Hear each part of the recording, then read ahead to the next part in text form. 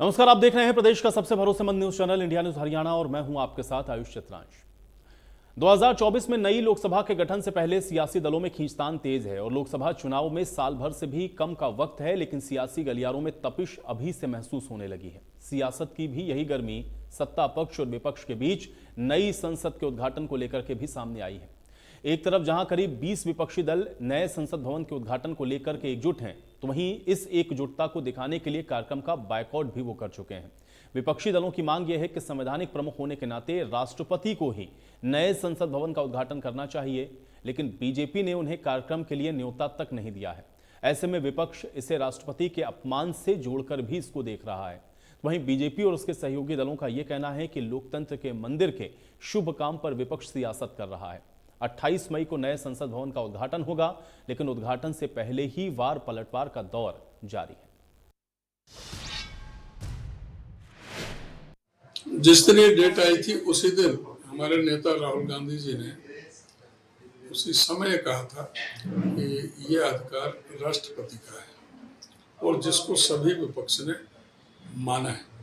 और आज उसी का है परिणाम कि सारा विपक्ष आज एकजुट होकर के इस कार्यक्रम का बहिष्कार कर रहा है, क्योंकि जो संविधान के मुताबिक राष्ट्रपति, लोकसभा और राज्यसभा इन तीनों से मिला करके संसद बनती है और जो भी लोकसभा का राज्यसभा का जॉइंट सेशन को भी राष्ट्रपति संबोधित करते हैं और राष्ट्रपति ही इनका संरक्षक माने जाते हैं। और राष्ट्रपति के जब तक सिग्नेचर नहीं होते, जब तक कोई भी कानून स्वीकृत नहीं माना जाता। राष्ट्रपति प्रथम नागरिक होता है देश का और संसद जो है वो सबका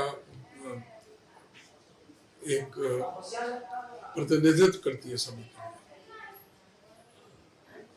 कारण यही है कि देखो, लोकतंत्र का प्रतीक सबसे बड़ी पंचायत एक ऐतिहासिक मौका, ऐसे मौके पर राजनीति खेली जा रही है।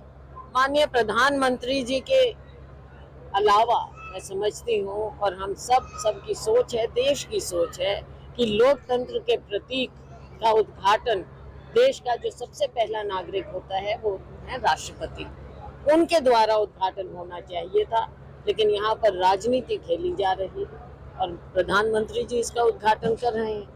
हम इसमें विश्वास नहीं करते, हम लोकतंत्र में विश्वास रखते हैं, इसलिए हम वहाँ पर हमारी पार्टी नहीं जाएगी।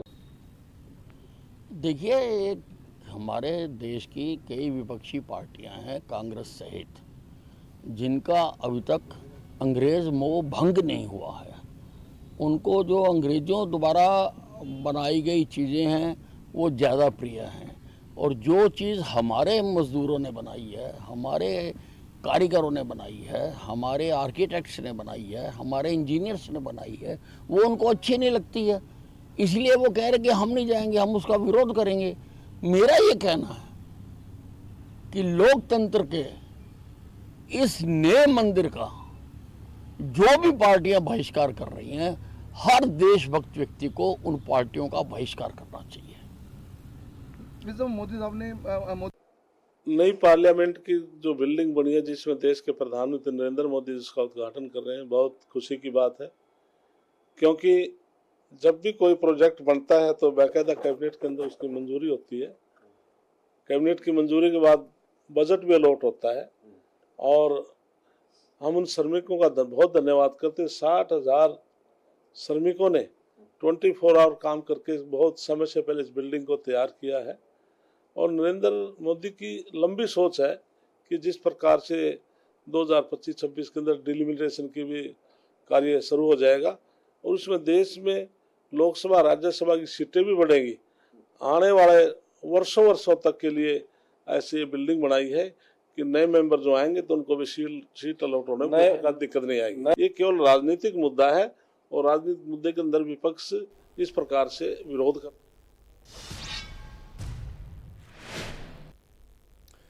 तो वहीं विपक्ष की सियासत पर प्रधानमंत्री ने जहां इशारों ही इशारों में निशाना साधा, तो फिर वहीं केंद्रीय गृह मंत्री अमित शाह ने भी इसे विपक्ष की ओछी सियासत करार दिया। लोकतांत्रिक इतिहास में मील के पत्थर की तरह है। भारतीयों द्वारा भारतीयता के विचार से ओतप्रोत भारत के संसद भवन के निर्माण का शुभारंभ हमारी लोकतांत्रिक परंपराओं के सबसे अहम पड़ाव में से एक है। हम भारत के लोग मिलकर अपनी संसद के इस नए भवन को बनाएंगे और साथियों, इससे सुंदर क्या होगा, इससे पवित्र क्या होगा जब भारत अपनी आजादी के 75 वर्ष का पर्व मनाए तो उस पर्व की साक्षात प्रेरणा हमारी संसद की नई इमारत बने। देश की जनता ने दो बार 2/3 बहुमत से नरेंद्र मोदी जी को चुनकर प्रधानमंत्री बनाया। ये देश की जनता का जनादेश। देश की जनता कांग्रेस की इच्छा पर निर्भर नहीं है। ये लोकतंत्र है। लोगों ने मोदी जी को चुनकर प्रधानमंत्री बनाया है, मगर एक कांग्रेस पार्टी और उनका राज परिवार प्रधानमंत्री जी को स्वीकारने के लिए 9 साल तक तैयार नहीं। देश के प्रधानमंत्री जी को संसद में बोलने नहीं देते। वो जब भी कोई कार्यक्रम करते हैं ये बहिष्कार करने जाते हैं। मैं आज कांग्रेस पार्टी के नेताओं को कहना चाहता हूं कि आपके बहिष्कार करने से कुछ नहीं होता। पूरे देश की जनता का आशीर्वाद नरेंद्र मोदी जी के साथ है। नरेंद्र मोदी जी के साथ। और पूरे देश की जनता चाहती है कि नए भारत के निर्माण में लोकतंत्र का मंदिर भी नया बने। नई संसद के अंदर नए भारत की रचना के लिए मनन हो, चिंतन हो, चर्चा हो, मगर आप तो प्रधानमंत्री जी को बोलने भी नहीं।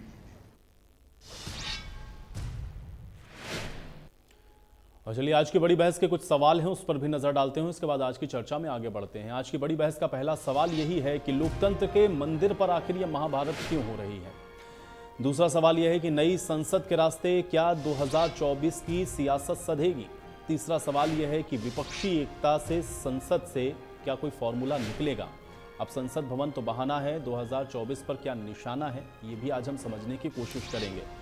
तो कुल मिलाकर के नई संसद भवन का उद्घाटन होना है, लेकिन उन सब के बीच में आप देख रहे हैं कि तमाम दल, अगर आप देखेंगे इन दलों की संख्या तो ये लगभग 19 और 20 के आसपास, ये सब विरोध कर रहे हैं, ये कहते हुए कि राष्ट्रपति को इसका उद्घाटन करना चाहिए। जबकि सत्ता पक्ष या उनके साथ जो दल शामिल हैं उनका ये कहना है कि ये नया संसद भवन है और यही लोकतंत्र का मंदिर है। कुछ मेहमान मेरे साथ जुड़ गए, पहले उनका परिचय आपके साथ करवाते हैं, उसके बाद आज की चर्चा को आगे बढ़ाएंगे। प्रवीण अत्रे जी हमारे साथ जुड़ चुके हैं, भारतीय जनता पार्टी के प्रवक्ता हैं। प्रवीण अत्रे जी, बहुत स्वागत है आपका इस चर्चा में। सुनील मलिक जी हमारे साथ जुड़े हुए हैं, आम आदमी पार्टी के प्रवक्ता हैं। सुनील मलिक जी, आपका भी स्वागत। और अमित नेहरा जी हमारे साथ जुड़े हैं, वरिष्ठ पत्रकार हैं। अमित नेहरा जी, आपका भी स्वागत। और रविंद्र ढूल जी भी कुछ देर में हमको ज्वाइन करेंगे, उनके साथ भी चर्चा को हम लोग आगे बढ़ाते रहेंगे। प्रवीण जी, सबसे पहले आपके ही पास आएंगे, क्योंकि सभी की बातों को आप लोग सुन रहे होंगे। हालांकि ये मामला हम लोग देख रहे हैं कि पिछले 3-4 दिनों से लगातार चल रहा है, लेकिन जिस तरह से विरोध किया जा रहा है ये कहते हुए कि जब आप संसद की बात करते हैं तो सर्वोच्च अगर आप देखें तो राष्ट्रपति होता है संवैधानिक तौर पर, इसलिए इसका जो उद्घाटन है वो राष्ट्रपति को करना चाहिए, ना कि प्रधानमंत्री को। यहां पर भी आप लोग अपनी राजनीति को चमका रहे हैं, कैसे देखते हैं विपक्ष के इस आरोप को आप? देखिए आयुष भाई, जो मैं सुन रहा था, जिस तरह से उदय भान जी ये बात कह रहे थे, शैलजा जी ने भी ये बात की, दूसरे कांग्रेस के नेता भी ये बात कह रहे हैं, लेकिन अगर आप तथ्यों पे ध्यान देंगे तो आपको कांग्रेस का राजनीतिक रूप से दोगला चेहरा जनता के सामने आ जाएगा। जिस तरह से कांग्रेस के नेता ये दुहाई दे रहे हैं, तो सवाल पूछने वाला ये बनता है कि जब इंदिरा जी देश की प्राइम मिनिस्टर थी 1975, 21 अक्टूबर 1975, इसी संसद भवन की एनेक्सी का उद्घाटन इंदिरा जी ने क्यों किया था, तब राष्ट्रपति महोदय को यह मौका क्यों नहीं दिया? दूसरा सवाल फिर पूछने वाला बनता है कि जब राजीव जी देश के प्रधानमंत्री थे उस वक्त इसी संसद भवन की लाइब्रेरी का उद्घाटन हुआ था। ये 7 अगस्त 1987 की बात है। तब वो उद्घाटन राजीव जी ने क्यों किया था, राष्ट्रपति महोदय को क्यों नहीं बुलाया था? मणिपुर की विधानसभा की नई बिल्डिंग बनी थी, तब उसका उद्घाटन सोनिया जी ने किया था। तब राज्यपाल महोदय को क्यों नहीं बुलाया था? और सोनिया जी को क्या अख्तियार था कि वो एक विधानसभा की बिल्डिंग का उद्घाटन करें? उसके साथ साथ छत्तीसगढ़ की विधानसभा की बिल्डिंग बनी, तब भी सोनिया जी से उद्घाटन करवाया, तब भी उन्होंने वहां पे गवर्नर साहब को क्यों नहीं बुलाया? तो राजनीति किस तरह से कांग्रेस कर रही है, और मैं तो कहूंगा दोमुही राजनीति।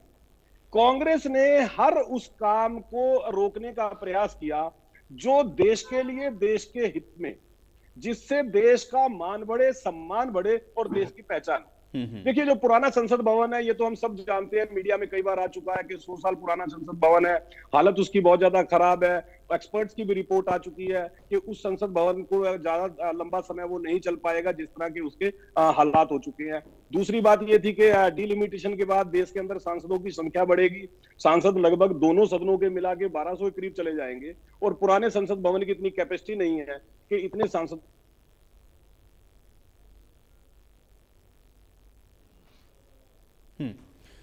चलिए प्रवीण जी, मुझे लग रहा है शायद कुछ तकनीकी समस्या, आपकी ऑडियो मुझ तक नहीं आ रही। तब तक मैं सुनील जी आपका रुख करता हूं, मैं दोबारा से इसके बाद प्रवीण जी के पास तो वो लुटियंस के नाम से। तो इस तरह की स्थिति में अगर देश का अपना संसद भवन बनता है और अपनी जरूरतों के हिसाब से बनता है, तकनीक के उपयोग के साथ साथ एडवांस तकनीक के साथ साथ बनता है, उसका विरोध जिस तरह के तर्क देके कांग्रेसी मित्र कर रहे हैं, और कांग्रेसी मित्र पहली बार नहीं, देखिए कांग्रेसी मित्रों ने इस संसद भवन को रुकवाने के लिए पहले कोर्ट में जा चुके हैं, हाई कोर्ट में गए, सुप्रीम कोर्ट में गए, कोर्ट में जाके मुक्की खानी पड़ी, और ये तो जो भी ऐसा काम हुआ, चाहे राम मंदिर निर्माण की बात। प्रवीण जी, आपने बहुत सारी बातों का एग्जांपल दिया, और कांग्रेस पार्टी का खासतौर से एग्जांपल देते हुए आपने बताया कि किस तरीके से चाहे संसद के अंदर एनेक्सी की बात हो या वहां के हम लोग देखें कि नई लाइब्रेरी की बात हो, जिसमें आप कह रहे हैं कि भाई उस समय वहां राष्ट्रपति को आमंत्रित नहीं किया, मणिपुर का भी जिक्र किया, छत्तीसगढ़ का भी किया, लेकिन राष्ट्रपति अगर इसका उद्घाटन कर देती तो इस तरीके का विवाद होता ही नहीं। राष्ट्रपति क्यों नहीं कर सकते, प्रधानमंत्री ही क्यों?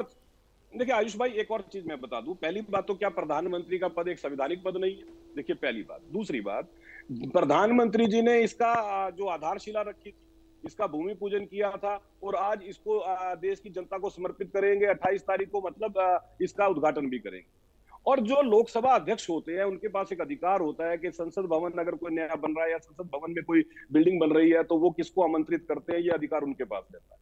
सवाल ये है कि जब देश के प्रधानमंत्री जो जनता के द्वारा चुने हुए हैं, वो अगर उद्घाटन कर रहे हैं तो कांग्रेस को परेशानी क्यों? अब राष्ट्रपति महोदय का देखिए, अब कमाल यहां पे ये है, कांग्रेस के दोगलेपन की एक और मिसाल है। जब राष्ट्रपति महोदय चुनाव लड़ रही थी, उस वक्त कांग्रेस के नेता किस तरह के कुतर्क करते, किस तरह के कमेंट किए थे। अधीर रंजन चौधरी जी ने क्या कहा था राष्ट्रपति महोदय के बारे में? उस वक्त आदिवासी महिला जो देश के राष्ट्रपति का चुनाव लड़ रही थी, उसके बारे में कांग्रेस के नेता किस तरह के बयान दे रहे थे। तब उनको राष्ट्रपति महोदय का सम्मान की चिंता नहीं थी। तब वो अपने राजनीतिक स्वार्थों को साधने के लिए जिस तरह से उल्टे पुल्टे बयान दे रहे थे, जिस तरह से राष्ट्रपति महोदय का अपमान कर रहे थे अपने शब्दों के द्वारा, तब ये इस कांग्रेस को इस बात की चिंता नहीं थी। लेकिन आज अपने राजनीतिक स्वार्थ के लिए और नरेंद्र मोदी के विरोध के लिए, केवल मात्र नरेंद्र मोदी के विरोध के लिए कांग्रेस किसी भी स्तर तक गिर सकती है। ये एक उदाहरण है जिस तरह से ठीक है, आप कह रहे हैं कि सिर्फ विरोध के लिए ये विरोध है, इसका कोई तर्क या इसका कोई आधार नहीं है। ठीक है, मैं सुनील जी का रुख करता हूं। सुनील जी, सिर्फ विरोध के लिए विरोध है क्योंकि आप लोग भी कह रहे हैं कि भाई ये तो राष्ट्रपति के यहां तो होना चाहिए था।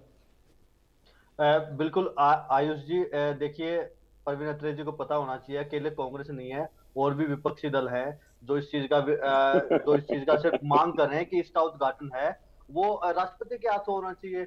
हम जब नए संसद भवन का उद्घाटन होने जा रहा है, अगर उसमें जो एक सर्वोच्च पद है, देश का प्रथम नागरिक माना जाता है राष्ट्रपति का पद, उसके हाथों उद्घाटन होने में क्या है? वो सिर्फ इसलिए कि बीजेपी को दिक्कत है कि वो दलित है, आदिवासी है, सिर्फ कि उनकी आवाज कहीं ना कहीं वो ज्यादा ना बढ़े, सिर्फ इसलिए, या सिर्फ इसलिए कि पीएम मोदी को लगता है कि इससे थोड़े और ज्यादा मुझे पॉपुलैरिटी मिलेगी, सिर्फ इसलिए आप दलितों की आवाज दबा रहे, सिर्फ इसलिए एक आदिवासी महिला जो राष्ट्रपति है देश को, उसको आगे नहीं आने देना चाहते क्योंकि उनको लगता है कि प्रोटोकॉल लग जाएगा।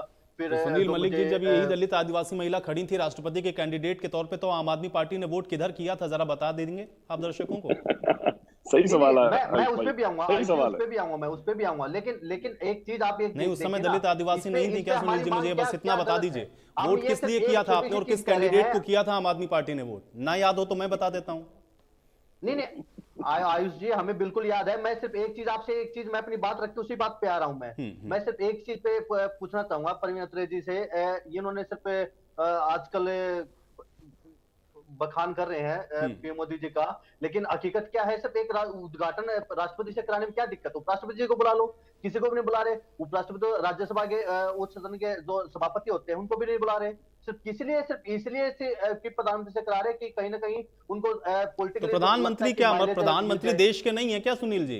आम आदमी पार्टी के इसी देश में तो रहती है क्या सुनील जी? आपके प्रधानमंत्री कोई अलग है क्या? राष्ट्रपति देश के नहीं है क्या? या मेरे प्रधानमंत्री अलग हैं, प्रवीण जी के अलग हैं, अमित नेहरा जी के अलग है? भाई प्रधानमंत्री भी तो संवैधानिक पद है ना। प्रधानमंत्री चुना हुआ है कि नहीं है?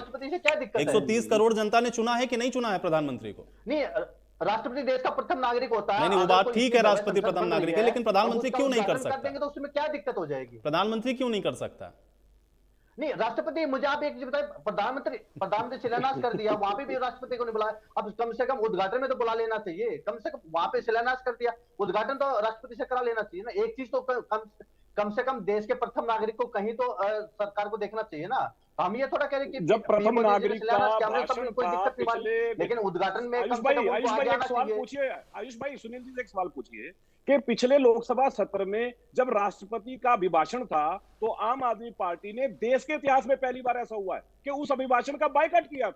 तब यही राष्ट्रपति महोदय थी जिनके अभिभाषण का बायकॉट किया था इन साहब की पार्टी ने।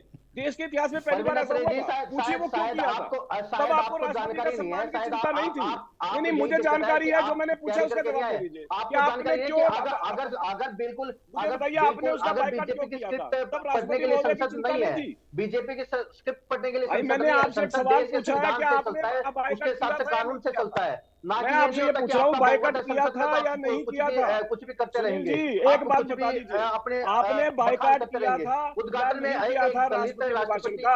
मेरा केवल इतना सवाल है। क्या दिक्कत है भाई, आपसे मैंने सवाल पूछा, उसका जवाब दे दीजिए। मुझे सुनिए भाई, इतना बोलने की आपको जरूरत नहीं पड़ेगी। दलितों से बीजेपी को केवल इस बात का जवाब दे, आप दलितों की आवाज को क्यों दबाना चाहते हो? अभिभाषण क्या का बीजेपी ने सोच रखा है कि और देश के नहीं सुनील जी भाई ठीक है, मैं आपकी बात पर, अगर मैं आपकी बात पर भी आ जाऊं, आप कह रहे हैं कि ये दलितों की आवाज को या पिछड़ों की आवाज को दबाने की कोशिश कर रहे हैं, तो फिर जब मुर्मू जी खड़ी थी तो आपने उनका समर्थन क्यों नहीं किया था?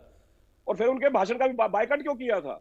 ये सवाल तो पूछा जाएगा ना आम आदमी पार्टी से। आज क्यों याद आपको आ रही है कि भाई ये दलित का अपमान हो गया? उस समय तो आपने वोट तक नहीं किया कि आप चलिए उनको मुर्मू जी को बना दीजिए, तो दलितों को आगे बढ़ा रहे हैं, तब क्यों नहीं किया आपने? ये नए संसद का भवन का उद्घाटन हो रहा है, ये देश के लिए बड़ा महत्वपूर्ण। और वो राष्ट्रपति का चुनाव राष्ट्रपति का चुनाव महत्वपूर्ण नहीं था? दलित और आदिवासी महिला थी कि नहीं थी राष्ट्रपति द्रौपदी मुर्मू? क्या वो चीज अलग थोड़ा है, वो चीज अलग है यहाँ पे। अब वो परिस्थिति अलग होती है। जब चुनाव हो दलित और पिछड़े को चुनने का, तब आप उसको चुने ना, लेकिन जब वो एक संवैधानिक पद पर बैठ जाए तब आप कहें कि आप दलित पिछड़े का अपमान कर रहे हैं। भाई ये तो दोहरी बात हो गई ना सुनील जी। सुनील जी ये तो दोहरी बात हो गई। ये प्रदेश की जनता बहुत अच्छे से समझ रही है, इस बात को बहुत अच्छे से समझ रही है। अमित नेहरा जी, चलिए ये राजनीतिक बातें होती रहेंगी अमित नेहरा जी, लेकिन आप बताइए पत्रकार होने के नाते आपको क्या लग रहा है, क्या ये कोई विवाद का विषय है या वाकई में राष्ट्रपति के हाथों ही होना चाहिए था? भारतीय जनता पार्टी का स्टैंड कैसे इसको आप देखते हैं? देखिए आयुष, केवल भव्य भवन बनाने से लोकतंत्र मजबूत नहीं होता। ये देश को समझने की जरूरत है और हमारी पॉलिटिकल पार्टीज को। और इसका उद्घाटन कौन करेगा कौन नहीं करेगा ये भी कोई मुद्दा ही नहीं। मान लिया बिना उद्घाटन के ही संसद में प्रवेश कर जाए सांसद, तो क्या अपशकुन होगा देश के साथ? दिक्कत ये है कि जो पॉलिटिकल पार्टीज हैं, मैं किसी एक पॉलिटिकल पार्टी की बात नहीं कर रहा हूँ, सभी पॉलिटिकल पार्टी असली मुद्दों से दूर हो रही। मुद्दा क्या है भाई? जो लोकतंत्र का मंदिर जिसको बोल रहे हैं कि नया लोकतंत्र का मंदिर, उसे पवित्र होना चाहिए। तो पवित्र पेंट से, रंग रोगन से, सफाई से, उसके झाड़ू मारने से उससे नहीं होगा। उसमें कौन आदमी बैठेंगे, किस चरित्र के आदमी बैठेंगे, उससे उसकी पवित्रता बनती। मैं आपको एक छोटा सा आंकड़ा बताता हूं कि पवित्र कैसे बनता है, अपवित्र कैसे हो जाता है। फिर 2009 में लोकसभा के जो सांसद थे जो चुन के आए थे सभी, उनमें से 162 सांसदों पे, सभी पार्टियों की बात कर रहा हूं मैं, उन पे आपराधिक केस थे।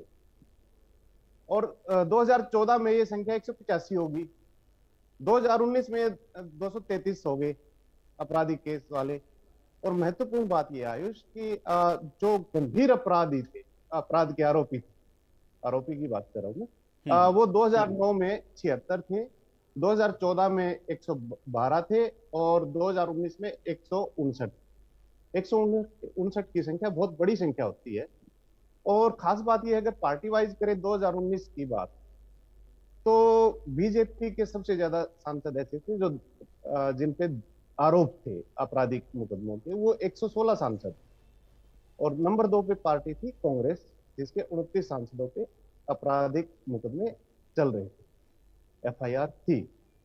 तो 2014 में जब प्रधानमंत्री नरेंद्र मोदी पहली बार प्रधानमंत्री बनते संसद में आए, तो उन्होंने एक बात कही थी प्रवेश के समय, बोला मैं इस लोकतंत्र के मंदिर को पवित्र करना चाहता हूं और मैं ये चाह रहा हूं कि अगले 2 साल में अपराध मुक्त संसद हो जाए। भी जितने ये चल रहे हैं मुकदमे, जितने सांसदों पे, वो उनका फैसला हो जाए, या तो वो बरी हो जाए या उनको सजा हो जाए, कम से कम साफ पवित्र हो जाए। कहाँ है वो दावे? 2014 से तो 2019 में ज्यादा बढ़ गए इस तरह के मामले।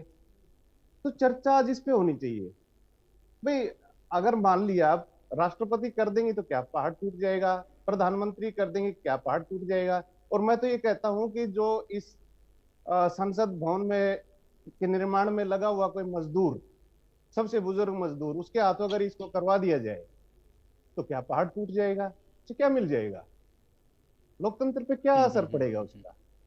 नहीं तो ये विरोध का क्या मायने हैं? चलिए ठीक है भाई, इनके कार्यकाल में कह रहे हैं कि इन्होंने नींव भी रखी तो उनको अधिकार है कि वो उद्घाटन भी कर रहे हैं क्योंकि वो सत्ता में है, जनता ने उनको चुन के भेजा है। लेकिन विपक्षी दल का ये कहना कि भाई राष्ट्रपति के यहाँ तो आप इसका नहीं करवाएंगे अगर उद्घाटन, तो हम इसका बहिष्कार करेंगे। इसको किस नजरिए से हम लोग देखें? ये किस तरीके का लोकतंत्र है अमित जी? ये मैंने जो बात कही आप उस पर ध्यान दीजिए। भाई हमारा जो बुद्धिजीवियों का जो एक उद्देश्य होता है, वो लोगों को एक राह दिखाने का होता है। भाई आज आप इस बात पे फंसे हुए हैं, भाई कोई भी पार्टी, कोई भी पॉलिटिकल पार्टी, बीजेपी हो, आम आदमी पार्टी हो, कांग्रेस हो, जनता दल हो, कोई भी ये नहीं कह रही कि इसमें अपराधी ना जाएं, जिन पे गंभीर अपराध के मुकदमे चल रहे वो ना जाएं, ठीक है ना।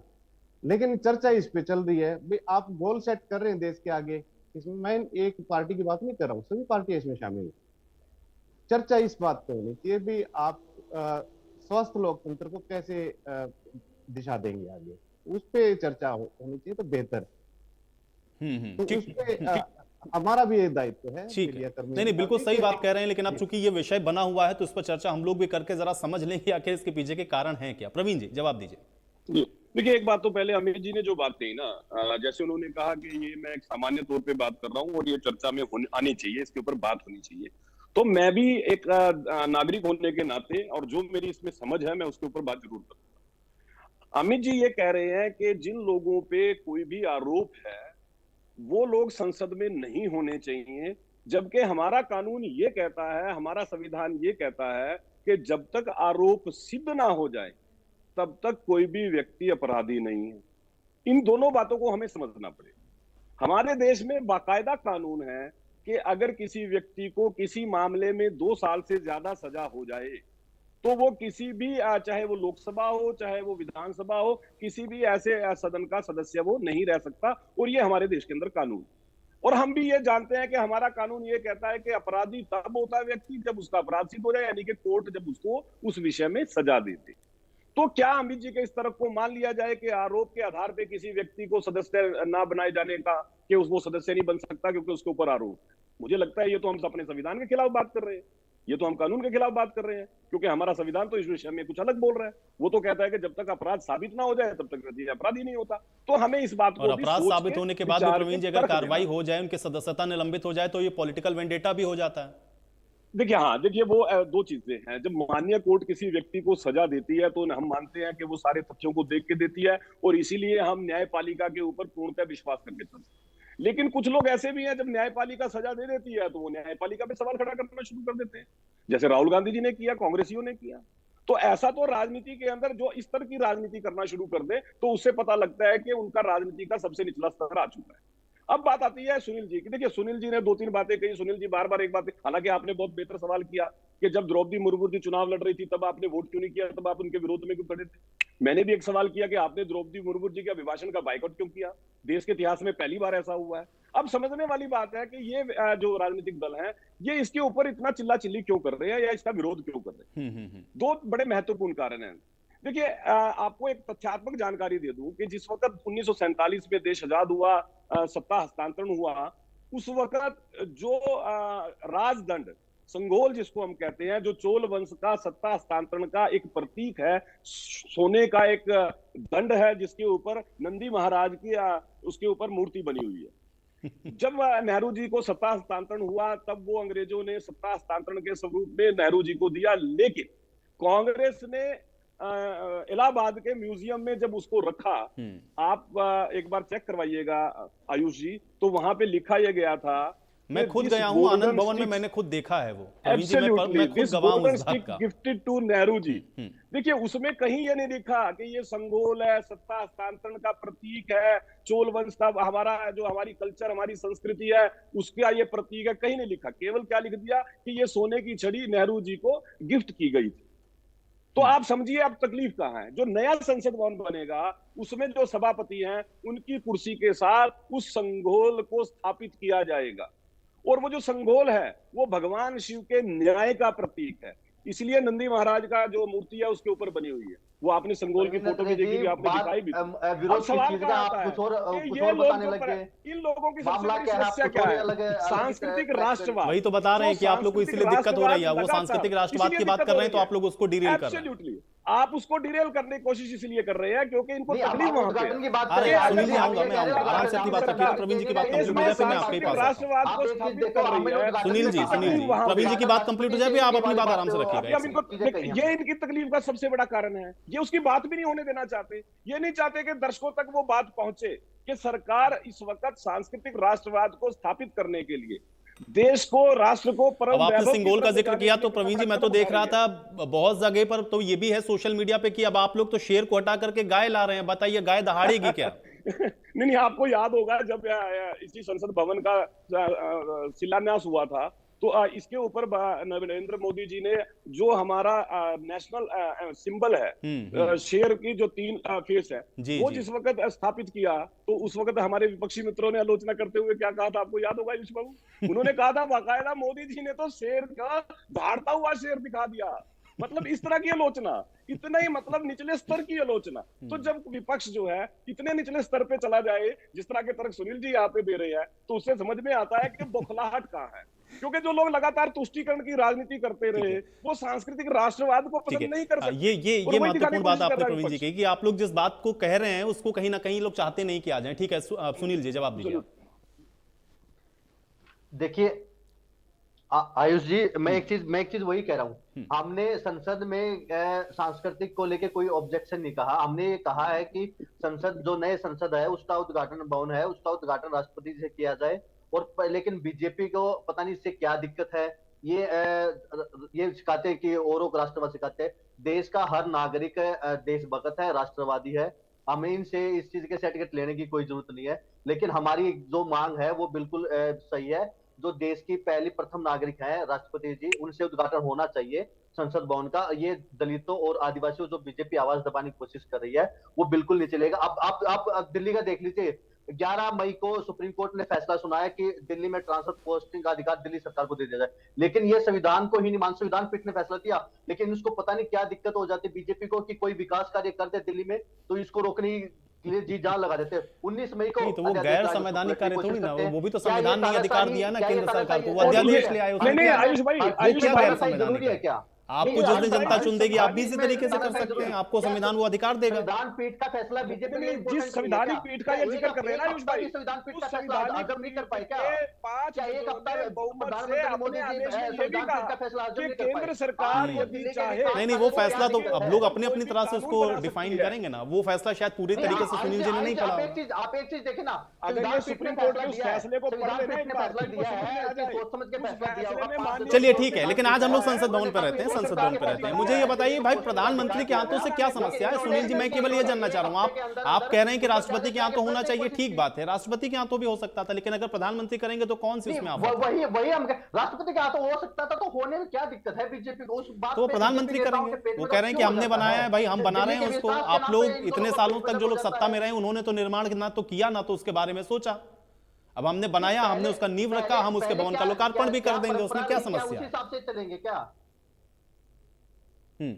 सुनील जी, नहीं, एक चीज बताइए ना, पहले तो ये दलितों का अपमान क्यों है सुनील जी? मैं ये केवल जानना चाह रहा हूँ, ये दलितों का अपमान क्यों? 2014 से लगातार लोकतंत्र गला घोटती गई। 8 साल तक हमने कोर्ट में लड़ाई लड़ी दिल्ली के अधिकारों को लेकर, लेकिन सुनील जी, ये दलितों का अपमान क्यों है? उसको पलट दिया।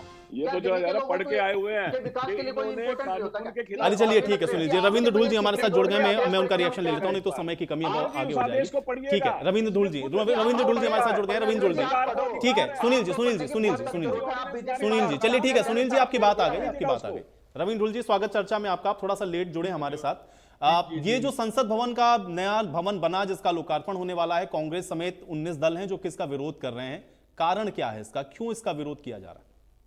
कारण ना तो संसद भवन के बनने का विरोध हो रहा है आज के दिन में, विरोध केवल ये हो रहा है कि अपनी राजनीतिक तुष्टीकरण मान लीजिए, कुछ भी मान लीजिए, आप सर्वोच्च संवैधानिक पद जो है हमारे राष्ट्रपति का, उनको छोड़ करके प्रधानमंत्री जी खुद फोटो खिंचवाने के लिए पहले खुद उद्घाटन करने का काम करें। बात ऐसी कर रहे हैं जैसे इन्होंने अपनी जेब से पैसा दिया हो। पैसा तो जनता का है। This country is ruled by president, राष्ट्रपति का। Country elected Modi ji as a prime minister, प्रधानमंत्री नहीं। This country elected Modi ji as a prime minister. Council of minister is acting. Council of country has elected Modi ji as a prime minister. President of country India has given right to Modi ji to के take decision in a favor of people. राष्ट्रपति है ना कि प्रधानमंत्री। He is a elected prime minister. समझना चाहिए। He is a elected prime minister. लेकिन उस पर तर्क ये है ढोल साहब भाई कि देखिए, जब एनेक्सी भवन बना नया तो उसका भी तो उद्घाटन जो है इंदिरा गांधी जी ने कर दिया, फिर लाइब्रेरी बनी नई तो उसको राजीव गांधी जी ने इनॉग्रेट कर दिया, तब तो बुलाया नहीं गया राष्ट्रपति को, ना तो याद किया गया। ये तर्क है भाई भारतीय जनता पार्टी का। अब एक कमरा बनेगा या कोई छोटी चीज बनेगी, वो एक अलग चीज है। आप तो पूरा व्यवस्था वो संसद भवन का, वो संसद भवन, लेकिन वो संसद भवन का ही तो हिस्सा था ना। विधानसभा भवन का उद्घाटन सोनिया जी से किस इख्तियार में करवाया था मणिपुर में, ये बता दीजिए। विधानसभा भी क्या कर रही है, ये बता दीजिए उनको। छत्तीसगढ़ की विधानसभा का उद्घाटन, मणिपुर की विधानसभा का उद्घाटन सोनिया जी को किस इख्तियार? अरे सोनिया जी क्या थी? सोनिया जी क्या थी भाई? मैं ये पूछ रहा हूँ कि सोनिया जी क्या थी? क्या वहाँ पे गवर्नर नहीं आना चाहिए? अब राष्ट्र राज्यों को कैसे मिला जी? भाई आपके तर्क के अनुसार तो गवर्नर साहब को होना चाहिए था वहाँ पे। सोनिया जी को, सोनिया जी ऐसे की संविधानिक सोनिया जी की संविधानिक संप्रभु राष्ट्र और राज्य में सबसे बड़ी बात ये आप संप्रभु जान रहा हूँ कि सोनिया जी की संविधानिक पद पे थी। हाँ ठीक है, लेकिन ढोल साहब भाई देखिए, ये सवाल भी तो वैलिड है ना। छत्तीसगढ़ की विधानसभा का उद्घाटन करने के लिए सोनिया गांधी गई, आप कह रहे हैं भाई उनका क्या औचित्य था? या तो राज्यपाल जाते या तो मुख्यमंत्री कर देते। सोनिया जी की संवैधानिक पद पे थी। सोनिया गांधी जी क्यों गई, वो ये कह रहे हैं। फिर मणिपुर का भी वो एग्जांपल दे रहे हैं। नहीं है, राज्यपाल भी राष्ट्रपति के अंडर काम करते हैं। प्रदेश के लिए तो राष्ट्रपति राज्यपाल भी सर्वोच्च पद नहीं नुमाइंदे हैं। अरे प्रदेश में तो राज्यपाल सोनिया गांधी जी ने क्यों किया? वो पूछ रहे हैं कि सोनिया गांधी जी क्या थी जिन्होंने किया उसका उद्घाटन? रविंद्र धूल जी, आप इस सोवेरियन कंट्री के सोनिया जी किस इख्तियार से की बात कर रहे हैं? रविंदर जी, मेरा सवाल ये, सोनिया जी को क्या इख्तियार था? किस संवैधानिक पद पे थी वो? कौन से क्यों उद्घाटन करवाया? छत्तीसगढ़ विधानसभा के भवन का उद्घाटन सोनिया गांधी जी के द्वारा किया गया। किस पद पे थी बता दीजिए। बना है क्या? अरे भाई अब विधानसभा भवन तो राज्य और राष्ट्र को कंपेयर कैसे कर रहे हैं? गवर्नर साहब को बुला लेते। नहीं, राज्य और राष्ट्र को कैसे कंपेयर कर रहे हैं आप? आपके तर्क को अगर मान लें, आप ये बताइए, गवर्नर साहब को बुला लेते या मुख्यमंत्री जी खुद कर लेते। सोनिया जी कौन थी? लेकिन राज्य भी तो भाई संवैधानिक संस्थाओं के अंतर्गत, भाई संविधान से इतर है क्या? राज्य के ऊपर संविधान नहीं लागू होता है। राष्ट्र राज्य को आप कंपेयर नहीं कर सकते हैं। अरे भाई वहां पे मुख्यमंत्री जी से करवा देते, गवर्नर साहब से करवा देते। सोनिया जी के पास क्या अख्तियार था? इस राष्ट्र की पहचान, मैं ये पूछ रहा हूँ, सोनिया जी के पास क्या अख्तियार था? कौन से संवैधानिक पद पे थी सोनिया जी? पहचान संसद से होती है। सोनिया जी कौन से संवैधानिक पद पे थी? केवल एक सांसद थी ना, उनको अपने अधिकार कैसे देते? को राष्ट्र से कंपेयर नहीं कर सकते। राजीव गांधी जी अगर संसद के अंदर बनने वाली लाइब्रेरी का उद्घाटन, प्रधानमंत्री हो चाहे राज्यपाल, राष्ट्रपति महोदय की याद रही आई। राज्यपाल केवल मात्र ने जब एनेक्सी का उद्घाटन किया, लाइब्रेरी और संसद भवन का उद्घाटन में फर्क होता है। और ये बार बार राज्यपाल को राष्ट्रपति से कैसे कंपेयर किया जा सकता है? भारतीय जनता पार्टी ने बाकायदा एक आदिवासी महिला को राष्ट्रपति बनने के लिए चुना, उनका चुनाव में खड़ा किया। तो आप उन्हें उनका सम्मान दीजिए ना, दिक्कत क्या है? आप उन्हें रबर स्टैंप क्यों बना करके रखना चाहते हैं? ने क्या कहा था राष्ट्रपति महोदय के लिए? रबर स्टैंप क्यों बनाना चाहते हैं? आपके नेता अधीर रंजन चौधरी जी का बयान याद है? द्रौपदी आप मुझे ये बताइए बस कि आप उनको उन्होंने कहा था रबर स्टैंप क्यों बनाना चाहते हैं यादव जी? राष्ट्रपति महोदय का अपमान करते रहे देश के राष्ट्रपति को सत्ता में रहते हुए। आपको फखरुद्दीन अली अहमद जी याद है? रविंद्र जी, वो आपको कार्टून याद है जो इंडियन एक्सप्रेस में छपा था इमरजेंसी के टाइम में? याद है आपने क्या किया राष्ट्रपति के साथ? तो बता दीजिए वो कार्टून क्या था? क्या मैंने तो नहीं छापा। यहाँ पे बात उसकी नहीं होती, यहाँ पे इस देश की संप्रभुता की बात हो रही है। चलिए रविंद्र जी, लेकिन देश की संप्रभुता की भी जब आप बात करते हैं तब भी तो वो ये कह रहे हैं ना कि एनेक्सी भवन और लाइब्रेरी ये भी तो दोनों संसद का ही पार्ट था ना, तब भी तो राष्ट्रपति को आपने आमंत्रित नहीं किया ना। लाइब्रेरी तो कमरा है, लाइब्रेरी केवल कमरा है। तो वो राष्ट्र में नहीं था, वो तब उस समय राष्ट्र की अस्मिता नहीं थी, तब वो संसद भवन नहीं था, वो संसद भवन से इतर थोड़ी ना बना था ना रविंद्र जी, वो संसद भवन का ही तो हिस्सा था ना, संसद भवन का हिस्सा था तो वहां पे भी राष्ट्रपति को होना चाहिए था। प्रधानमंत्री की परियोजनाओं पे हमने कोई बात, केवल एक परियोजना मात्र है, वो एक परियोजना मात्र है, वो हमारे देश की संप्रभुता की पहचान नहीं है। अरे देश की संप्रभुता के लिए तो आप कोर्ट में चले गए प्रभु, आप रुकवाने के लिए संप्रभुता को कोर्ट में गए थे। आप इस संसद भवन का निर्माण रुकवाने के लिए कोर्ट में गए। कौन गया था? आप कांग्रेस पार्टी के लोग गए। अरे आप नहीं गए तो कांग्रेस पार्टी के लोग गए, दिल्ली कांग्रेस पार्टी के लोग गए, भाजपा के लोग संसद में जाते तो भाजपा के लोग कोर्ट में जाते, भाजपा कोर्ट में चली गई। बोले मैं थोड़ी गया था, भाजपा के लोग जाते तो भाजपा कोर्ट में चली गई। आप हाई कोर्ट अब कोई व्यक्ति यदि कांग्रेस से एसोसिएटेड है तो कांग्रेस पार्टी सबका जिम्मेदारी लेगी। दोनों जगह मुंह की खानी पड़ी, तब देश की संप्रभुता याद नहीं आ रही थी आपको, जब आप इस निर्माण को रुकवाने चले गए कोर्ट में। कौन रोकने के लिए चला गया? कौन? क्या आपकी पार्टी के नेता क्या थे? कब गई है कांग्रेस पार्टी? बताएं आप मुझे। कांग्रेस पार्टी एक आइडेंटिटी के तौर पे कोर्ट में कब जाती है? आपके मैं ये कह रहा हूँ कि जाते हैं, आपके कपिल सिब्बल साहब जाते हैं, तो क्या भाजपा नेता ही जाएंगे? भैया अभिषेक मनु सिंह भी आपके मेंबर पार्लियामेंट है। चलिए ठीक है, अब आप लोग आरोप प्रत्यारोप में उलझ गए, ठीक है, मैं अमित नेहरा जी का रुख कर लेता हूँ। अमित नेहरा जी, ठीक है, ढूंढ साहब एक सेकंड। अमित नेहरा जी, जो बात आपने इसके पहले चंक में कही जिसमें आपने कहा कि भाई देखिए अपराधी जो पहुंच रहे हैं या जिनके ऊपर आरोप हैं उस पर फोकस होना चाहिए, उस पर प्रवीण जी का ये कहना है कि भाई जो आरोप लगे जब तक वो सिद्ध ना हो जाए तब तक आप उनको कैसे आरोपी अपराधी मानेंगे? या जो आपके दो मंत्री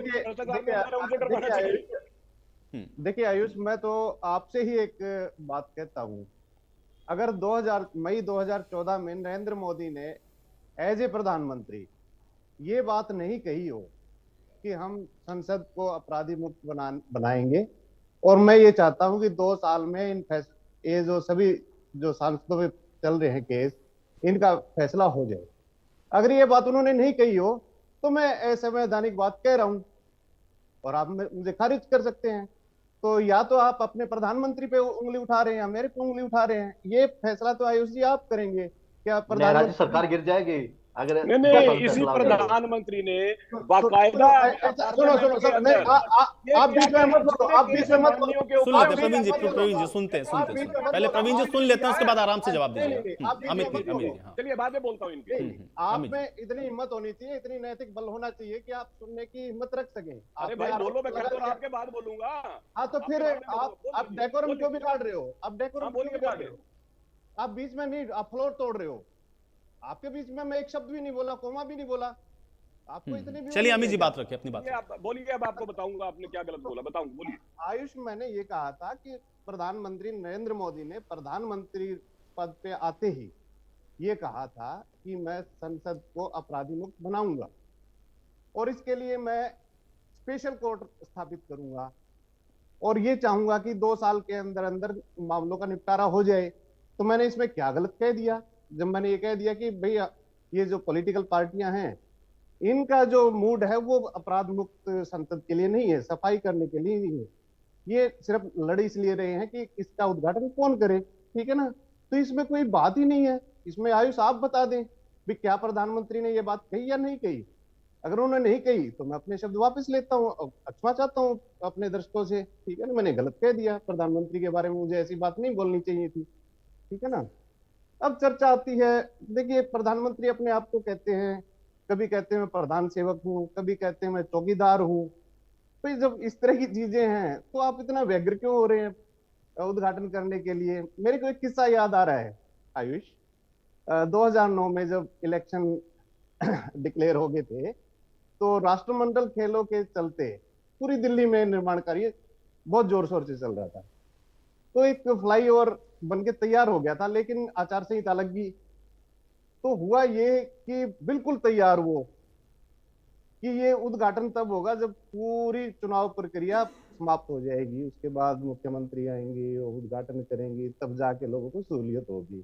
लेकिन लोगों का जो गुस्सा था इतना हो गया कि उन्होंने बैरिकेड वगैरह हटा दिए और अपने आप शुरू कर दिया वो।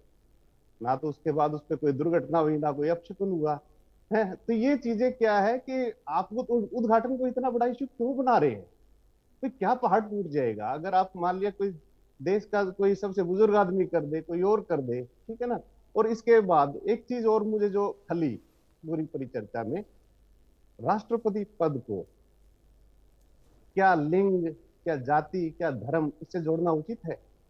बजाय उसके कि हम ये चर्चा करें कि वो अपने संविधान की कितनी मर्मज्ञ है, उन पे कितनी पकड़ है, उस पर चर्चा हो तो ठीक है भाई, वो आम आदमी से ऊपर है, वो राष्ट्रपति है देश की, तो वो इससे ऊपर चर्चा होनी चाहिए। हमें इस चीज पे चर्चा नहीं करनी चाहिए कि वो क्या है। भाई उनके अपने सब्जेक्ट पे कितनी पकड़ है, जिस पद पे है उस पे कितनी पकड़ है, इस पे चर्चा होनी चाहिए। एक और बात आई राजदंड की, भाई चोल राज का था, ये था, वो था, ठीक है ना। मैं पढ़ रहा था कल परसों उसके बारे में कि उसके लिए स्पेशल ऑर्डर दिया गया था बनवाने के लिए, और स्पेशल चार्टर विमान भेजा गया था लाने के लिए, ठीक है ना। और उसके बाद वो रख दिया गया कहीं। पहली बात तो ये है, राजदंड नाम ही गलत है, क्योंकि आज राज नहीं है, ये लोकतंत्र है। और दंड भी साथ में जुड़ा हुआ है उसके, जिसमें ये कहा गया है कि वो न्याय का प्रतीक है। तो जो विधायिका है वो न्याय नहीं करती, न्याय करती न्यायपालिका। आप इस बात को समझ लीजिए अच्छी तरह। हमारा सबसे बड़ा जो संवैधानिक पद है वो राष्ट्रपति है। वो किसी अपराधी की जो को दंड जो मिला है उसको क्षमादान तो दे सकती है, लेकिन किसी को एक दिन की सजा नहीं दे सकती। वो सजा को कैंसिल कर सकती है, उसको स्थगित कर सकती है, उसको माफ कर सकती है। न्यायपालिका और राजदंड, ये तो बड़ा अजीब सी चीज है भाई। आप लोकतंत्र में राज स्थापित कर रहे हो, राजदंड स्थापित कर रहे हो, दंड दोगे लोगों को। दंड का मतलब तो यही हुआ। अब इसका जवाब देते प्रवीण। बड़ी अजीब सी चीज देखिए, ऐसा है आयुष भाई, हालांकि हर व्यक्ति की अपनी समझ होती है, वो अपनी समझ के अनुसार बात करता है, अपनी समझ के अनुसार तर्क करता है। जो संगोल के बारे में अमित जी ने पढ़ा वो शायद थोड़ा सा अधूरा पढ़ा। संगोल के बारे में बड़ा स्पष्ट ये लिखा गया कि ये नैतिकता और विधि का पालन करना सर्वोपरि है उस व्यक्ति के लिए उस वक्त जिसको ये दंड दिया, राजदंड दिया जाता। अब यहाँ पे समझना ये है कि ये एक सिंबल है किस चीज का, विधि और विधि का पालन और नैतिकता का, ये उसका सिंबल है। इसको पहले समझना था। दूसरी बात, अमित जी ने एक बात यहाँ पे बड़ी अजीब की और मैं तो हैरान था कि ये तर्क उन्होंने कि वो देखो जी, मैंने तो मोदी जी ने ये कहा था 2013 के अंदर कि मैं चाहता हूं इस संसद को अपराध मुक्त, मतलब जो अपराधी प्रवृत्ति के लोग हैं वो इस संसद में ना आए, बिल्कुल कहा था। और साथ ही मैंने बताया कि हमारे पास कानून है, कानून के अंदर प्रावधान है। तो मोदी जी ने क्या किया, इसी लोकसभा के अंदर माननीयों के ऊपर जितने मुकदमे चल रहे हैं वो तीव्र गति से चले, जल्द से जल्द उसका न्याय हो, इसका प्रावधान इसी लोकसभा में किया था। क्योंकि आपके पास कानून तो है, लेकिन उस कानून की पालना में जो समय लगता था वो समय ना लगे, उसका जल्द से जल्द फैसला हो, यही तो प्रावधान कर सकते थे, जो मोदी जी ने किया। उन्होंने जो कहा उसके ऊपर काम किया। दूसरा, यदि वो प्रधान सेवक कहते हैं लेकिन फिर ये उद्घाटन करने की, बड़ी सीधी बात है, 70 साल देश को आजाद हुए हो गए, जो इमारत हमारी गुलामी की प्रतीक है, और वो तो लगातार कहते रहे कि गुलामी के जो प्रतीक है उनको खत्म करो, मानसिकता पे जो प्रभाव है वो दूर होगा। और अगर देश का प्रधानमंत्री एक ऐसी इमारत को हटा के उसकी जगह एक नई इमारत बनाता है जो अपने देश की, अपने लोगों के द्वारा बनाई गई है, जो 70 साल से कोई नहीं कर सकता। यूपीए की सरकार के दौरान इसके ऊपर योजनाएं बनी, पार्लियामेंट में भी चर्चा हुई, लोकसभा सदस्यों ने इसकी बाकायदा लोकसभा अध्यक्ष को चिट्ठियां तक लिखी थी। जब वो ये काम नहीं कर सके तो देश के प्रधानमंत्री अगर ये काम करते हैं और वो उस इमारत को देश को समर्पित करने के लिए एक तिथि निश्चित करते हैं तो उसके ऊपर चिल्ला चिल्ली किस लिए? भाई जो काम आप नहीं कर सके, 70 साल से नहीं हुआ, उस गुलामी की जो प्रतीक है उसको खत्म किया जा रहा है, तो आपको तो उसके लिए खुश होना चाहिए, आपको तो उसके लिए प्रसन्न होना चाहिए। अब आपकी इसी बात के साथ मैं चर्चा यहीं समाप्त करूंगा। शुक्रिया आप लोगों का समय निकालने के लिए, चर्चा का हिस्सा बनने के लिए। हालांकि अब विरोध हो रहा है क्योंकि कुछ दल इसके विरोध में है, कुछ इसके समर्थन में है। अब ये तय जनता को करना है कि आखिर इसमें कौन सही है और कौन गलत है। आज बड़ी बहस में मेरे साथ फिलहाल इतना ही।